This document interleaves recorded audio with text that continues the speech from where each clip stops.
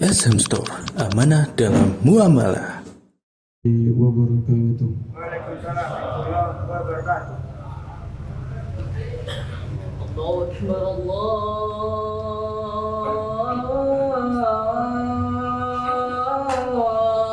Akbar.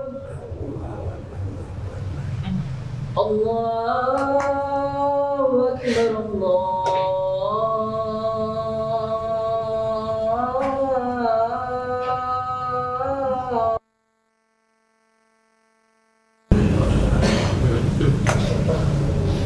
أشهد أن لا إله إلا الله.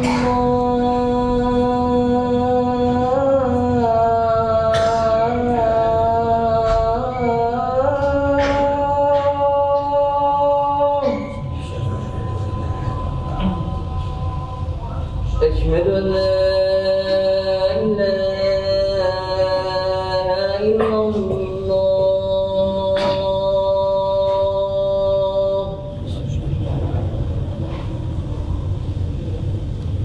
أشهد أن محمدا رسول الله.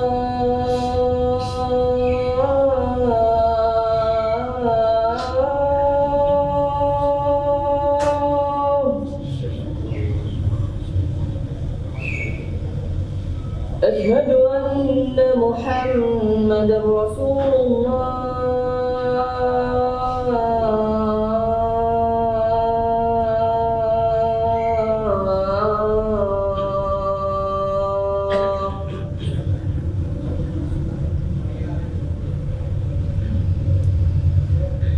حي على الصلاة.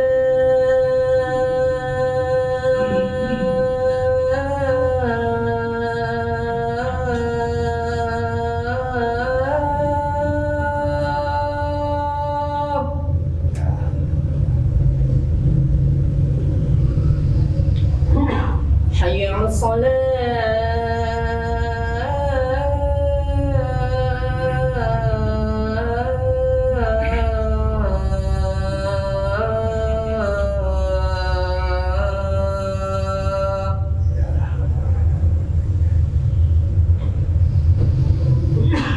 حي على الفلاح.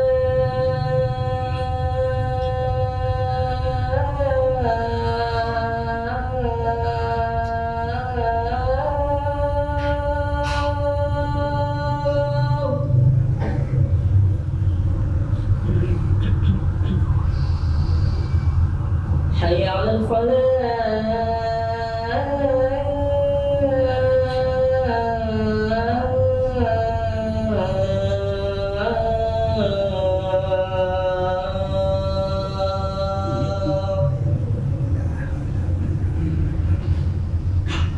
الله أكبر، الله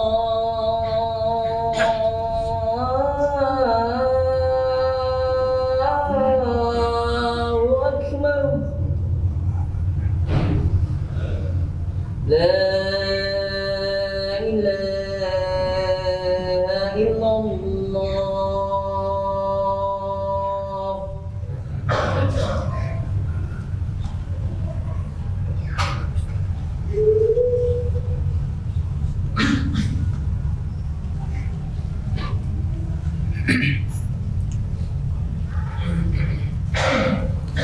Innal hamdalillah nahmaduhu wa nasta'inuhu wa nastaghfiruh wa na'udzu billahi min shururi anfusina wa min sayyiati a'malina.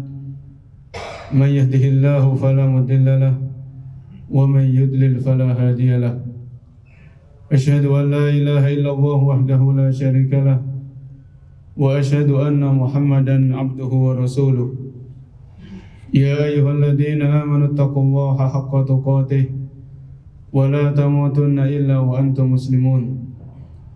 Ya ayyuhan nasu taqu rabbakum alladzi khalaqakum min nafsin wahidah wa khalaqa minha zawjaha wa batha minhuma rijalan katsiran wa nisaa'a wattaqullaha alladzi tasaaluna bihi wal arham innallaha kana 'alaikum raqiba. Ya ayyuhalladzina amanu taqullaha wa qulu qawlan sadida yuslih lakum a'malakum wa yaghfir lakum dhunubakum ومن يطع الله ورسوله فقد فاز فوزا عظيما أما بعد فإن أصدق الحديث كتاب الله وخير الهدى هدى النبي صلى الله عليه وسلم وشر الأمور محدثاتها وكل محدثة بدعة وكل بدعة ضلالة وكل ضلالة في النار. Ma'asyiral muslimin, jamaah salat Jumat yang dimuliakan Allah Subhanahu wa taala. Usikum wa nafsi wa iyaya bitaqwallah faqad fazal muttaqun. Marilah kita senantiasa berusaha meningkatkan kualitas ketakwaan kita kepada Allah dengan takwa yang sesungguhnya, yaitu dengan berusaha menjalankan perintah-perintahnya atas dasar ilmu dan berharap akan pahala dan surganya, dan meninggalkan larangan-larangannya atas dasar ilmu dan takut akan siksa dan azabnya. Karena ketakwaan merupakan sebaik-baik bekal yang kita bawa ketika kita kembali kepada Allah Subhanahu wa taala. Ma'asyiral muslimin, jamaah salat Jumat yang dimuliakan Allah Subhanahu wa taala. Di antara peristiwa atau kejadian yang wajib kita yakini bahwasanya sesuatu itu pasti terjadi adalah kematian. Banyak sekali ayat-ayat Al-Qur'an yang menjelaskan akan kepastian kematian bagi seorang manusia, baik yang beriman maupun yang kafir. Di antaranya Allah Subhanahu wa taala berfirman dalam surat Al-Anbiya ayat ke-35. Kullu nafsin dha'iqatul maut wa nabluukum bisyarri wal khairi fitnah wa ilaina turja'un. Setiap jiwa pasti mengalami kematian. Wa nabluukum bisyarri wal khairi fitnah. Dan kami, yaitu Allah Subhanahu wa taala, menguji kalian dengan keburukan dan kebaikan sebagai ujian. Summa ilaina turja'un. Wa ilaina turja'un, kemudian kalian akan dikembalikan kepada kami. Ma'asyiral muslimin yang dimuliakan Allah Subhanahu wa taala, kematian adalah sesuatu yang pasti terjadi, yang tidak bisa kita lari darinya. Bahkan kalau kita berusaha lari dari kematian ini, maka kematian itu akan mengejar kita dimanapun kita berada. Di dalam ayat yang lain Allah mengabarkan, wa ma tadri nafsum madza taksibu ghadan wa ma tadri nafsum bi ayyi ardin tamut innallaha alimun khabir. Sesungguhnya setiap jiwa tidak mengetahui apa yang akan dia lakukan hari esok. Wa ma tadri nafsum bi ayyi ardin tamut, dan setiap jiwa tidak mengetahui di mana dia akan meninggal dunia. Surat Luqman ayat 34. Di dalam ayat tersebut Allah mengabarkan bahwasanya setiap orang tidak tahu kapan ajal itu tiba dan tidak tahu kapan dan di mana dia akan meninggal dunia. Ada seseorang yang dia berharap, mungkin berkeinginan dia meninggal ketika melaksanakan umroh, meninggal di Masjidil Haram, meninggal di Masjid Nabawi. Namun cita-citanya tidak terwujudkan. Orang ini meninggal selain di dua masjid tersebut. Maka ketika kita sadar, kita ingat bahwasanya kematian itu pasti tiba, dan kita tidak tahu di bumi mana kita meninggal dunia, maka setiap orang yang beriman pasti mengharapkan sebuah predikat, yaitu bagaimana saya meninggal dalam keadaan husnul khotimah. Ini yang harus kita pikirkan. Bukan kita memikirkan kapan saya mati, di mana saya mati, tapi yang harus kita pikirkan, yang harus kita cita-citakan adalah bagaimana saya meninggal dalam keadaan husnul khotimah. Nabi SAW bersabda dalam hadis riwayat Bukhari, dan dalam hadis riwayat Bukhari, innamal a'malu bil khawatim. Sesungguhnya setiap amalan itu tergantung dengan penutupnya, tergantung dengan endingnya. Ma'asyiral muslimin yang dimuliakan Allah Subhanahu wa taala, kita sering mendengar istilah husnul khotimah. Apa yang dimaksud dengan husnul khotimah? Maka para ulama menjelaskan husnul khotimah adalah akhir yang baik bagi seorang hamba, akhir yang baik bagi setiap muslim dan muslimah, yaitu sebelum orang ini meninggal, orang ini diberikan pertolongan, diberikan taufik oleh Allah Subhanahu wa taala untuk menjauhi segala yang diharamkan oleh Allah dan Rasulnya. Kemudian orang ini bertaubat dari segala macam dosa dan maksiat. Kemudian orang tersebut mengisi hidupnya dengan ketaatan. Kemudian Allah Subhanahu wa taala mewafatkan orang tersebut dalam keadaan melakukan ketaatan, atau dalam keadaan yang diridhoi oleh Allah Subhanahu wa taala. Jadi kalau kita mengenal dan kita mengingat definisi husnul khotimah, adalah seseorang diberikan taufik oleh Allah Subhanahu wa taala untuk meninggalkan segala macam yang diharamkan, Kemudian orang ini diberikan taufik untuk bertaubat dari segala macam maksiat dan dosa. Kemudian orang ini mengisi hari-harinya dengan ketaatan. Dan orang ini diwafatkan dalam keadaan tersebut. Ini adalah definisi dari husnul khotimah yang harus kita ketahui supaya kita bisa menggapainya. Pengertian tersebut bersumberkan dari hadis Nabi SAW. Dari seorang sahabat yaitu Anas bin Malik radhiyallahu anhu. Nabi bersabda, "Idza aradallahu bi 'abdihi khairan ista'malahu." Apabila Allah menghendaki kebaikan bagi seseorang, maka Allah akan menjadikan orang tersebut beramal. Kemudian para sahabat bertanya, "Wa kaifa yasta'miluhu?" Bagaimana Allah menjadikan orang ini beramal ya Rasulullah? Maka Nabi menjawab, "Yuwaffiquhu li amalin sholihin qabla mautih." Allah Subhanahu wa taala memudahkan orang tersebut beramal soleh sebelum ajalnya tiba. Masyarul muslimin yang dimuliakan oleh Allah Subhanahu wa taala. Maka ini adalah di antara definisi husnul khotimah yang disebutkan oleh para ahli ilmu. Kemudian muncul pertanyaan, bagaimana caranya kita bisa meraih predikat, bisa meraih anugerah kemuliaan yang berupa husnul khotimah? Maka para ulama mereka menjelaskan beberapa poin-poin yang harus kita perhatikan apabila kita ingin menggapai yang namanya husnul khotimah. Yang pertama adalah bertauhid, memurnikan ibadah kita semuanya hanya untuk Allah Subhanahu wa taala. Karena orang itu bisa dikatakan husnul khotimah kalau orang ini mati dalam keadaan bertauhid, memurnikan ibadahnya hanya untuk Allah, menjauhi segala macam dosa syirik yang besar maupun syirik yang kecil. Allah berfirman dalam surat An-Nisa ayat 48, "Innallaha la yaghfiru ay yushraka bihi wa yaghfiru ma duna dzalika liman yasha." Sesungguhnya Allah tidak mengampuni dosa orang yang berbuat syirik. Wa yaghfiru ma duna dzalika liman yasha. Dan Allah mengampuni dosa-dosa selain kesyirikan. Masyarul muslimin yang dimuliakan Allah Subhanahu wa taala. Maka dalam ayat ini Allah mengabarkan bahwasanya dosa syirik adalah dosa yang tidak diampuni oleh Allah Subhanahu wa taala. Maka ini membuat kita takut, membuat kita khawatir, membuat kita harus waspada. Jangan sampai kita meninggal dunia dalam keadaan membawa dosa syirik. Karena dosa syirik ini akan menghalangi kita dari mendapatkan yang namanya husnul khotimah. Masyarul muslimin, jemaah salat Jumat yang dimuliakan Allah Subhanahu wa taala. Kemudian di antara hal-hal penting yang perlu kita perhatikan agar kita meraih yang namanya husnul khotimah, yang kedua setelah menjaga tauhid adalah memperbanyak doa. Doa kepada Allah Subhanahu wa taala, minta serius kepada Allah Subhanahu wa taala.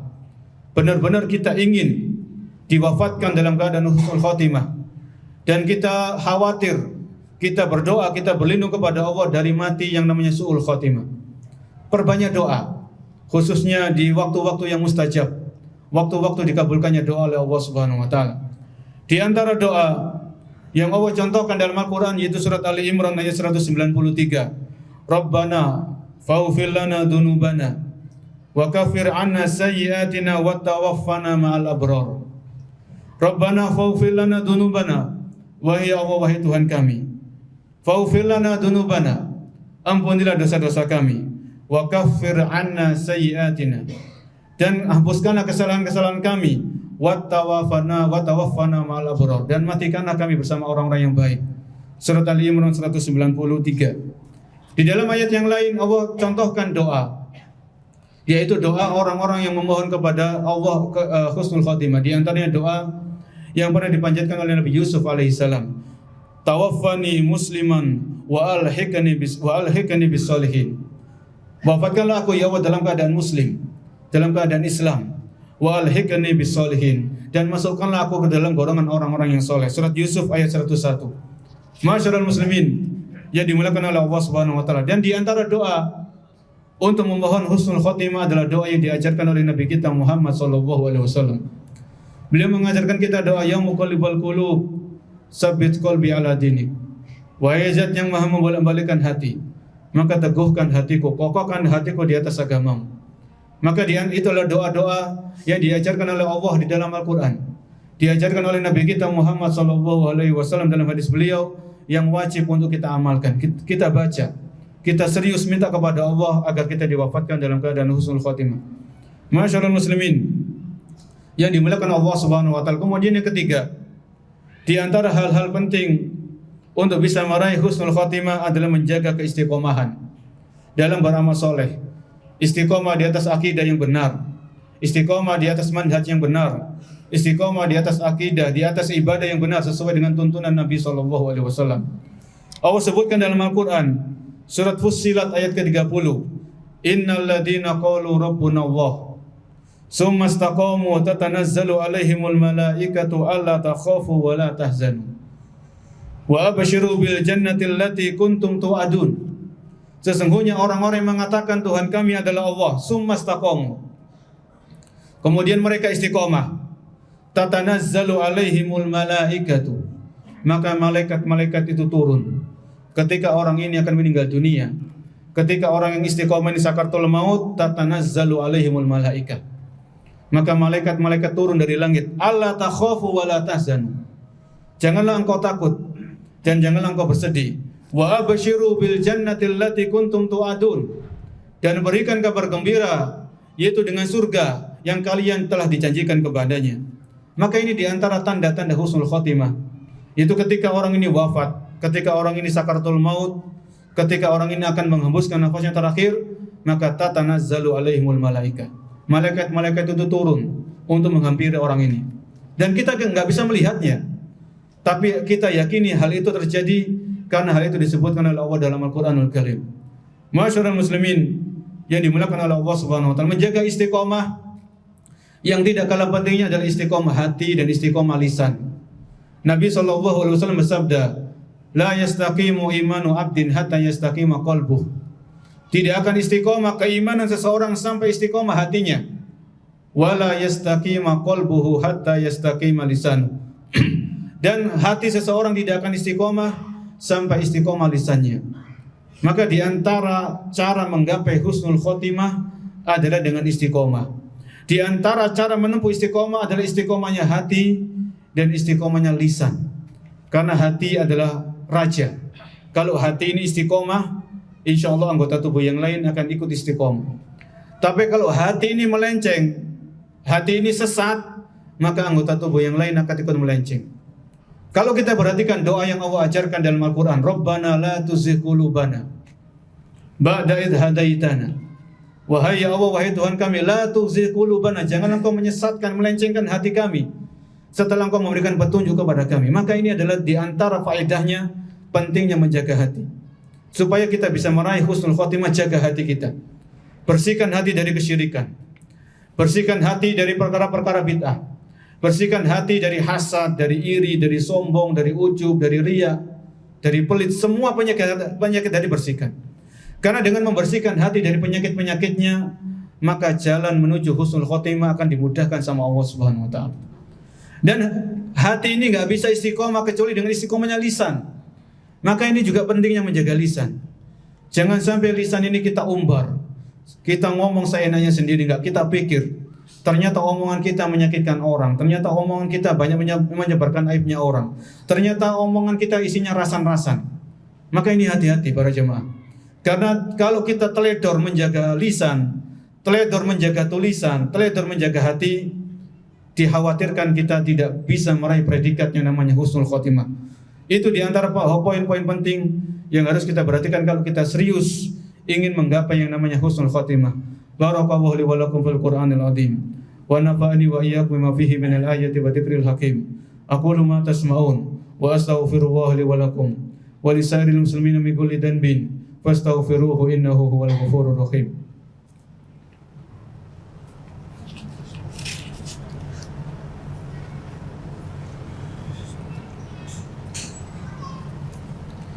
Alhamdulillahirabbil alamin wa bihi nasta'inu ala umuri dunya waddin.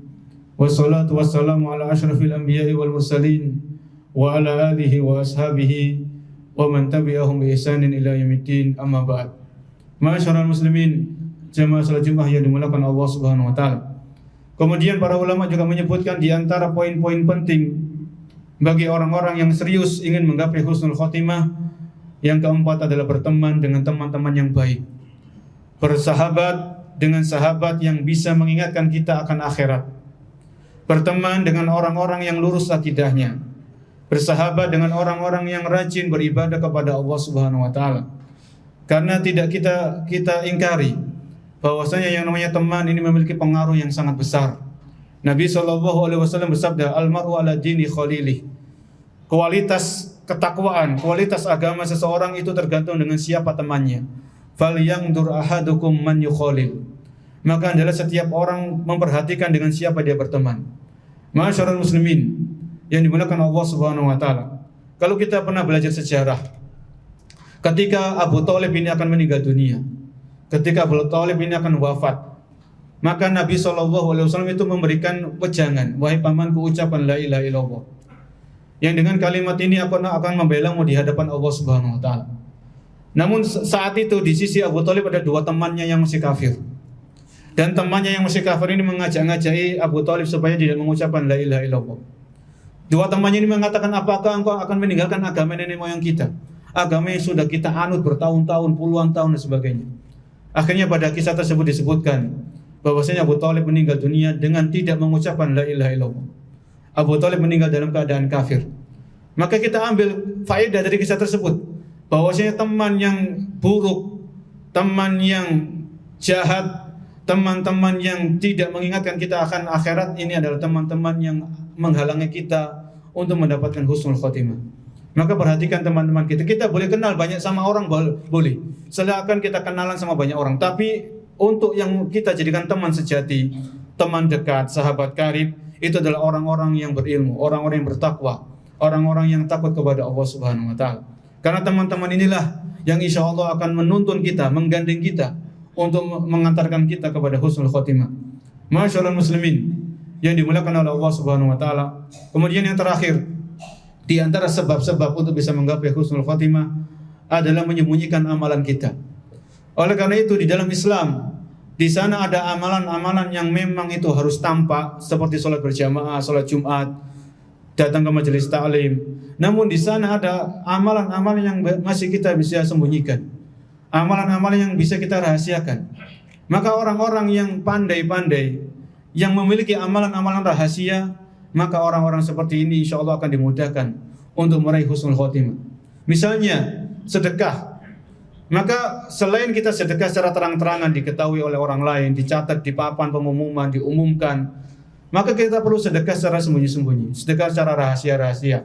Tidak ada orang lain yang tahu, istri kita nggak tahu, anak kita nggak tahu.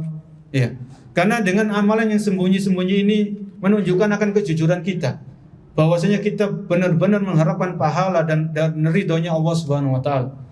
Begitu pula baca Al-Qur'an. Silakan kita baca Al-Qur'an di masjid, di mushola, di kantor, di rumah. Namun ada suatu kesempatan kita membaca Al-Qur'an sendirian di kamar, tidak ada orang lain yang tahu. Maka di sini orang-orang yang seperti ini, yaitu menyembunyikan amalnya, menyembunyikan ibadahnya, maka insya Allah akan dimudahkan oleh Allah Subhanahu wa taala untuk meraih husnul khotimah. Salat sunnah juga sama. Salat sunnah kita silakan salat sunnah di masjid, qobliyah, ba'diyah, salat tahajud, salat witir. Namun perlu suatu saat ada waktu-waktu tertentu. Di hari-hari tertentu misalnya kita salat sunnah tidak ada orang lain yang tahu. Ya, hanya Allah Subhanahu wa taala zat yang Maha mengetahui, kemudian diri kita. Dan setelah beramal, jangan kita ceritakan sama orang lain. Cukup hanya Allah Subhanahu wa taala yang zat yang Maha mengetahui. Karena kita benar-benar berharap amalan-amalan rahasia ini, amalan-amalan yang tersembunyi seperti ini akan memudahkan kita meraih derajat husnul khotimah.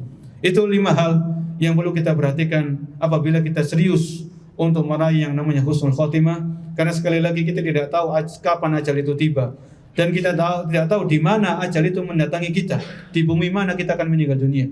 Masyaallah muslimin yang dimuliakan oleh Allah Subhanahu wa taala, marilah kita terus menuntut ilmu, terus belajar, terus bersabar dalam menuntut ilmu, bersabar dalam mengamalkan ilmu, bersabar dalam menyampaikan ilmu, bersabar dalam saling menasihati dalam kebenaran dan ketakwaan. Innallaha wa malaikatahu yusholluna 'alan nabi. Ya ayyuhalladzina amanu shallu 'alaihi wa sallimu taslima. Allahumma shalli 'ala Muhammad wa 'ala ali Muhammad kama shallaita 'ala Ibrahim wa 'ala ali Ibrahim innaka Hamidum Majid. Wa barik 'ala Muhammad wa 'ala ali Muhammad kama barakta 'ala Ibrahim wa 'ala ali wal muslimat wal mu'minina wal mu'minat al ahya'i minhum wal amwat innaka sami'un qaribun mujibud da'wat. Rabbana zalamna anfusana wa illam taghfir lana wa tarhamna lanakunanna minal khasirin. Rabbana ighfir lana wa liwalidayna wa lil mu'minina yawma yaqumul hisab. Rabbana hab lana min azwajina wa dhurriyyatina qurrata a'yun waj'alna lil muttaqina imama. Rabbana la tuzigh qulubana ba'da idh hadaytana wa hab lana min ladunka rahmah innaka antal wahhab. Rabbana taqabbal minna innaka antas samiul alim. Ya muqallibal qulub tsabbit qulubana ala dinik. Ya musarrifal qulub sarrif qulubana ala taatik. Rabbana atina fid dunya hasanah wa fil akhirati hasanah wa qina adzabannar. Allahumma rabbana atina fid dunya hasanah wa fil akhirati hasanah wa qina adzabannar. Ibadallah, innallaha ya'murukum bil adli wal ihsan wa ita'i dzil qurba wa yanha 'anil fahsya'i wal munkari wal baghi ya'idukum la'allakum tadhakkarun. Wa la dzikrullahi akbar wallahu ya'lamu ma tasna'un. Aqimus shalah.